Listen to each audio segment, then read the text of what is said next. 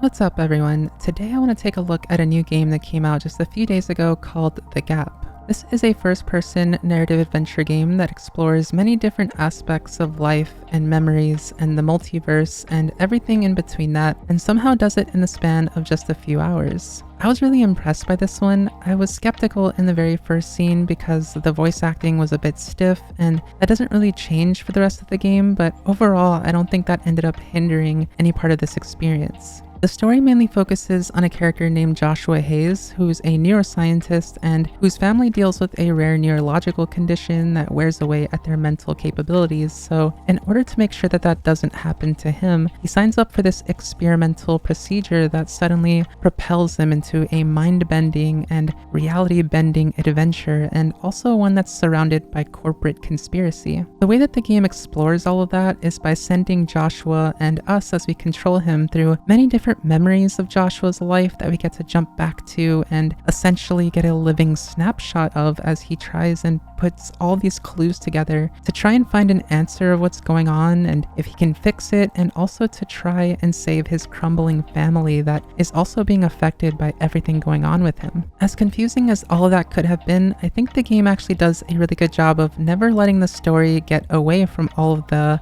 memory and time jumps and keeping it enjoyable without getting frustrating. I didn't necessarily have any strong emotional connection to Joshua as a character, but as we get to hear from the people in his life, leaving voicemails on his phone or leaving letters for him to read, and even some memories where we get to see a conversation happen right in front of us, it made me feel for all of them as a whole. I really connected with their family and friend groups struggling to stay together because one piece of them just wasn't always there. And of course, the intrigue of knowing what the solution could be or if there is a cure to be found was also a big driving factor in wanting to keep playing this. I've always been a fan of the walking sim games where you mostly look at objects around a house and read documents to figure out more of the world around you and the people around you, and this was a really interesting way of doing that because it had that added layer of sort of being a detective of Joshua's life. There are some of those usual parts in these games where there's puzzles, like figuring out passwords, which can be a little annoying because anytime you feel like you have to backtrack to try and find that info, especially in a game like this one, it can start to feel a bit overwhelming since you don't really know where you need to go, which memory to jump back into to find that. But they do a good job here of also